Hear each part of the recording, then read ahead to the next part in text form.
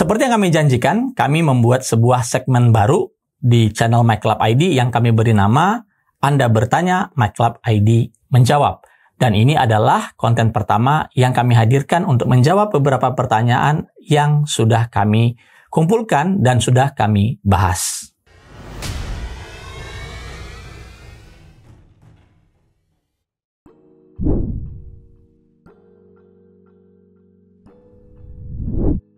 Sepengetahuan saya, yang disebut dengan keanehan pada gambar di kartu grafis ada dua macam. Pertama yang kita namakan dengan checkerboard, bentuknya itu bintik-bintik, itu lebih pada problem yang terjadi yang di GPU. Bisa jadi karena dia kepanasan atau dia kekurangan daya atau memang sudah batas frekuensi GPU yang bisa ditoleransi.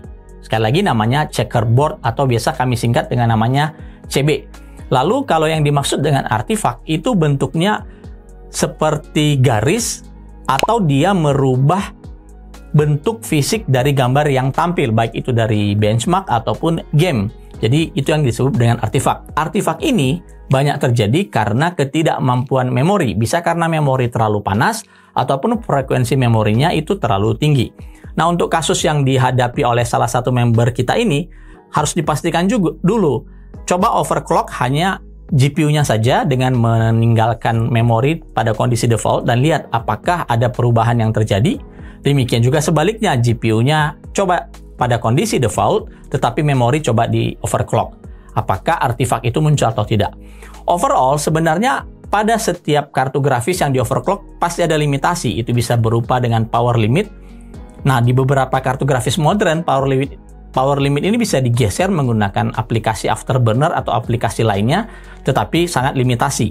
Kedua, itu juga limitasi bisa terjadi karena ya memang GPU-nya atau memorinya sudah berada pada limit toleransi kemampuan yang mereka punya. Ini sudah kita tidak buat apa-apa lagi ya. Dan ketiga ya panas. Panas ini mungkin panas yang terlalu berlebihan ketika kita melakukan overclocking yang menyebabkan tampilan gambar itu mengalami perubahan. Jadi kartu grafisnya tidak mengalami kerusakan ya, karena menurut penjelasan dari member kita ini, ketika diturunkan pada kondisi default, semuanya jadi normal.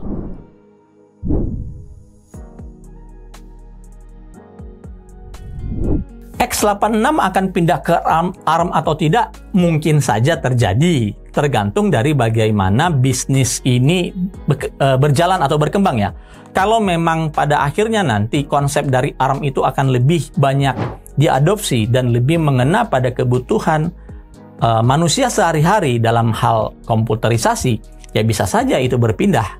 Tetapi kita perlu menyamakan persepsi dulu tentang big little yang ada di ARM dengan efficient core serta performance core yang ada di Intel atau mewakili arsitektur X86 ya. Ada perbedaan jelas di situ. Intel membuat konsep tersebut bukan mengikuti cara big little 100%. Di mana Intel melihat saat idle atau saat sebuah aplikasi ringan dijalankan, kita tidak perlu menggunakan core yang memiliki frekuensi tinggi. Ini cukup diwakilkan dengan efficient core atau Atom ya, kita sebutnya Atom, yang memiliki frekuensi rendah dan juga konsumsi daya rendah. Dan ini works karena pada sistem operasi Windows di 11 ataupun 10 itu memiliki hal yang disebut dengan thread scheduler. Nah, thread scheduler ini bisa mengatur mana yang akan bekerja, apakah efficient core atau P-core atau kedua-duanya. Kedua-duanya ini ketika kita memang membutuhkan aplikasi yang membutuhkan load dari semua thread yang bisa diberikan oleh si prosesor itu. Jadi P dan E-core itu akan berjalan secara bersamaan. Sekali lagi, kalau ditanya apakah X86 akan ke ARM atau sebaliknya, bisa saja, tapi kami tidak tahu jawaban pastinya, tergantung dari perkembangan teknologi ini seperti apa dan mana yang akan lebih memberikan benefit serta tentunya ya keuntungan bagi para vendor.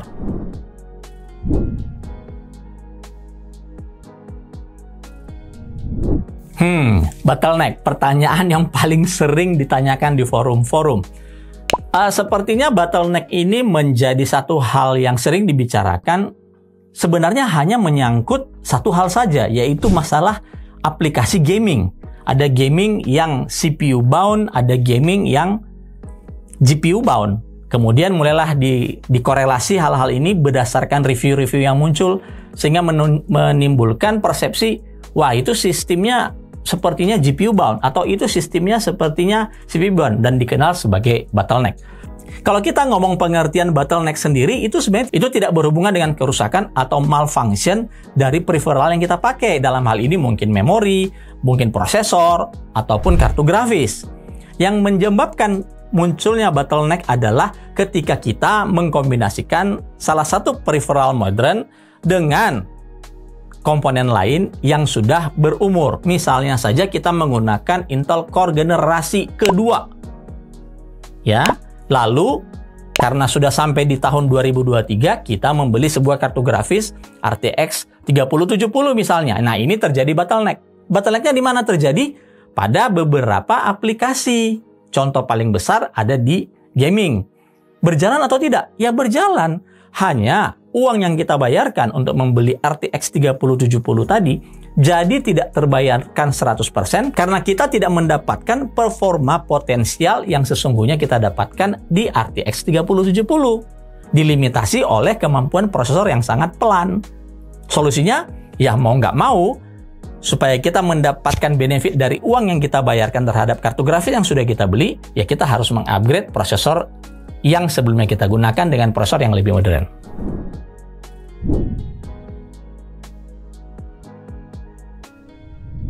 Jujur saja saya tidak jelas dengan kondisi ini. Kenapa yang menggunakan laptop itu mendewa-dewakan ya? Mungkin kita coba ubah katanya bukan mendewa-dewakan, tapi mungkin ya sekali lagi pengguna laptop melihat kebutuhan konsumsi dayanya itu jauh lebih rendah daripada desktop. Sehingga mereka memiliki atau persepsi mereka memiliki ruang untuk meningkatkan performa dengan melakukan overclock atau menggunakan TDP yang lebih tinggi pada GPU dan prosesor. Ingat, ini semua nanti akan dibatasi dengan kapasitas baterai yang digunakan, kecuali laptop tersebut selalu terpasang setiap saat dengan chargernya.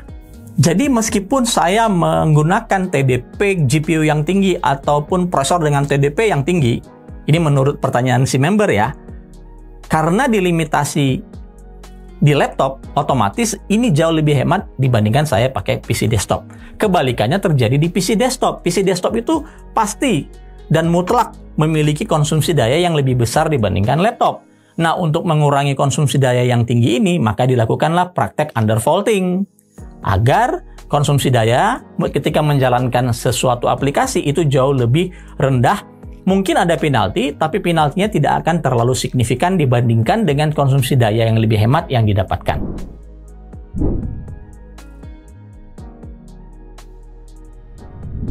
Sysfan digunakan sebagai parameter untuk menentukan putaran kipas berdasarkan dengan temperatur GPU.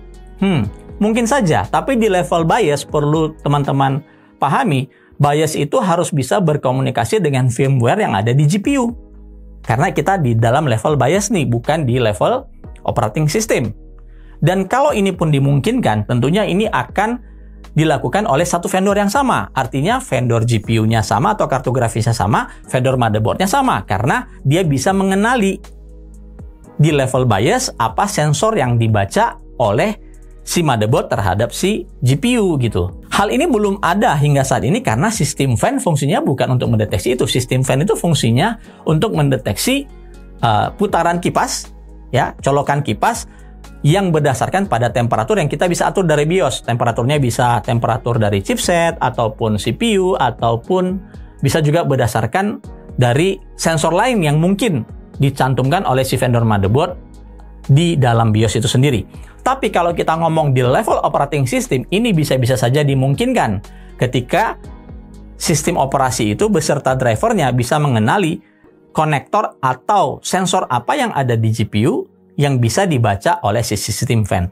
Jadi ini dua hal yang berbeda di dalam BIOS sesuai pertanyaan atau di dalam sebuah operating system.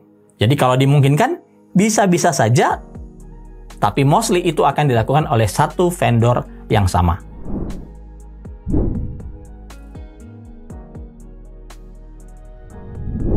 Masalah kompatibilitas kecepatan memori dengan motherboard dengan prosesor itu ya sudah menjadi masalah yang bertahun-tahun, terutama di AMD nih.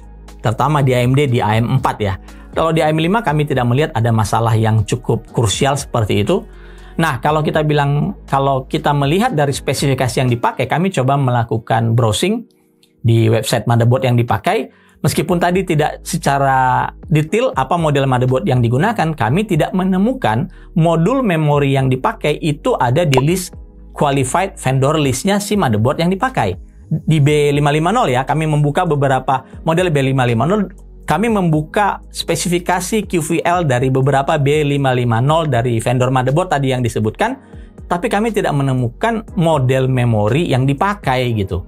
Jadi bisa saja ini belum di rating ataupun belum ada dalam qualified list si vendor motherboard. Meskipun secara spesifikasi prosesor yang dipakai itu bisa berjalan di DDR4 3600 dan memorinya juga sudah teruji memiliki XMP di 3600.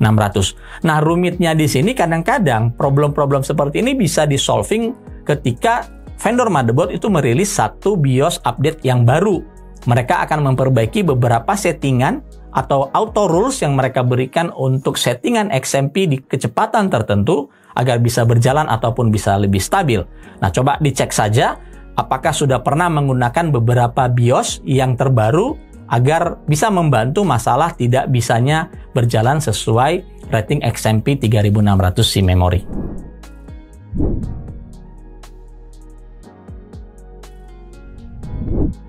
Enam lubang output yang ada di audio itu memang sudah standar fungsinya. Ada yang 3 untuk entry level motherboard dan ada juga yang 6 ya. Nah, yang 6 ini tentunya ada input dan output. Tapi kalau ditanyakan fungsi lain, ya technically tidak ada. Kenapa dia ada 6? Dia untuk mengakomodasi beberapa sistem audio, speaker 5.1 atau 7.1 surround yang membutuhkan beberapa konektor untuk subwoofer, front left, front right, rear left, dan rear right. Bahkan ada center kalau saya 7.1. Sehingga kita bisa menikmati virtual sound yang lebih nyata ya. Jadi selama itu kita tidak pakai, ya fungsinya adalah sebagai output audio standar atau input dari mikrofon ataupun device lain yang bisa melakukan input audio ke dalam sistem atau PC kita.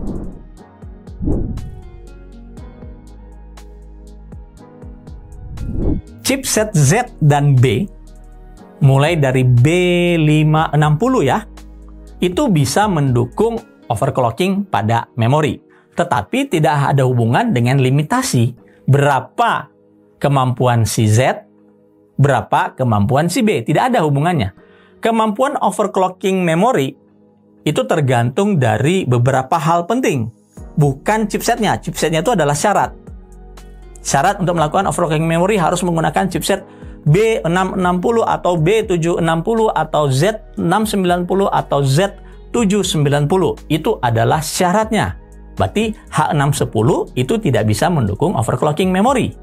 Nah, kedua chipset ini itu dibangun di atas sebuah motherboard. Motherboard Z pasti diciptakan itu paling baik dengan kemampuan overclocking memori yang mungkin ya, sekali lagi, yang mungkin tergantung dari leveling si motherboardnya lebih baik daripada si B. Karena kalau si B ini memiliki kemampuan overclocking yang sama baiknya dengan Z, maka tidak ada benefit dari membeli sebuah chipset Z790. Sekali lagi, bukan karena chipsetnya. Bukan karena chipsetnya, tergantung dari bagaimana membangun desain motherboard. Hal penting lainnya yang related dengan kemampuan overclocking adalah IMC dari prosesor, Integrated Memory Controller yang ada di prosesor itu sendiri. Itu berbeda-beda. Ada yang bisa sangat tinggi yang ekstrim, ada yang tidak bisa tinggi. Nah, itu sama sekali di luar dari kontrol kita sebagai pengguna. Yang bisa kita lakukan adalah mengetahui, oh sampai di mana IMC prosesor saya bisa stabil. Dan ketiga hal yang paling penting adalah kemampuan si memori itu sendiri untuk di overclock. Di sini saya bilang overclock karena tadi pertanyaannya overclock, bukan soal XMP atau Expo ya. Kalau itu kan profile overclocking yang sudah di rating. Tapi kalau kita ngomong overclock, pengertian saya di sini adalah manual overclocking. Sekali lagi, ini udah ketiga kalinya, tidak ada hubungan antara chipset Z dengan chipset B berkaitan dengan kemampuan overclocking untuk memori.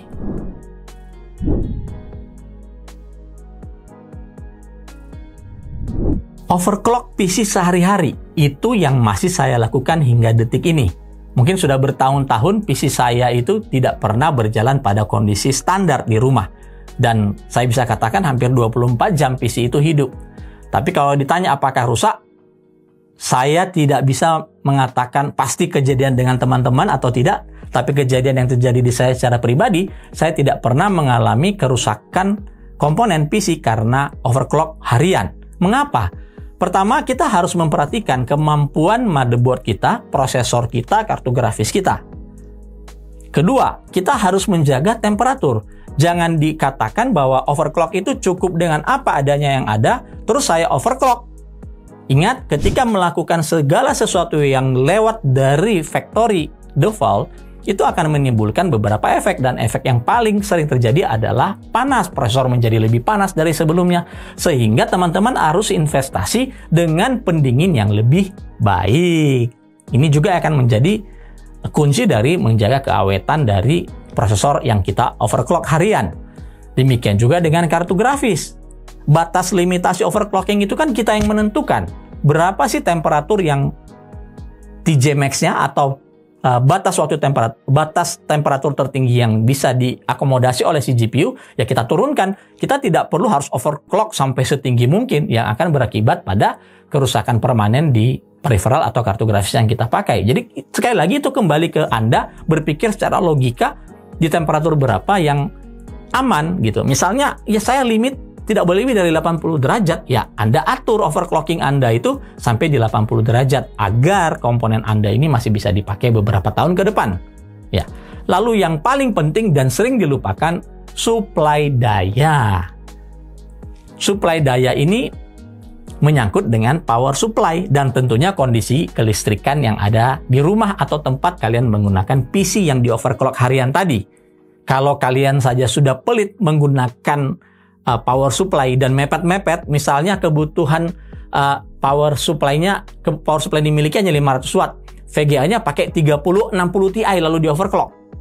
Nah ini kan sangat mepet, terlalu mepet. Ujung-ujungnya nanti si kartu grafis itu tidak mendapatkan watt yang bagus, karena ketika power supply itu mendapatkan beban yang lebih tinggi, itu akan berefek pada tegangan output yang semakin menurun. Nah, itu nanti kita akan buat videonya nih, supaya lebih jelas lagi. Lalu, ketika dia tegangan itu menurun, dalam kurun waktu yang terus-menerus, ya ini bisa mengurangi durabilitas dari kartu grafis yang kita pakai. Demikian juga dengan kondisi kelistrikan rumah. Mungkin sering drop tegangannya, ataupun sering mati hidup, atau yang paling klasik, wattage atau kapasitas listrik di rumah itu sangat kecil, 450 VA mungkin ya. Tapi pengen mengoverclock sebuah PC yang cukup mid dan high.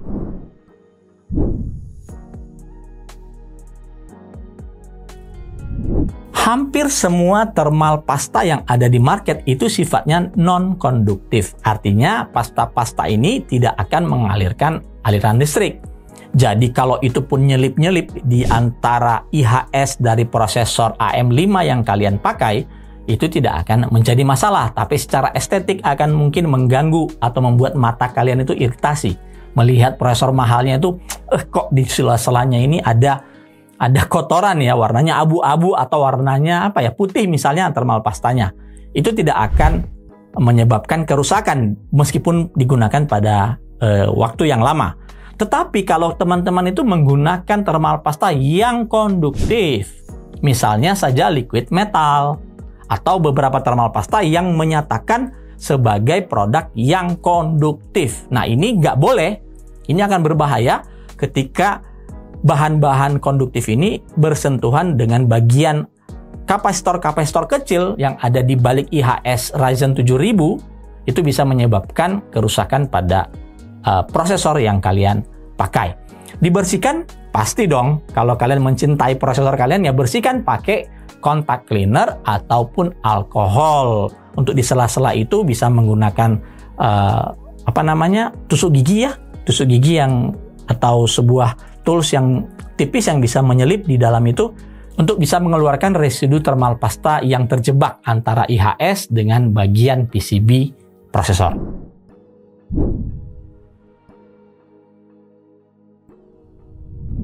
Terus terang kami sudah hampir tidak menemukan atau jarang, ya bisa dikatakan hampir sih, di produk line up yang kami pegang itu ada power supply yang memiliki multi-rail.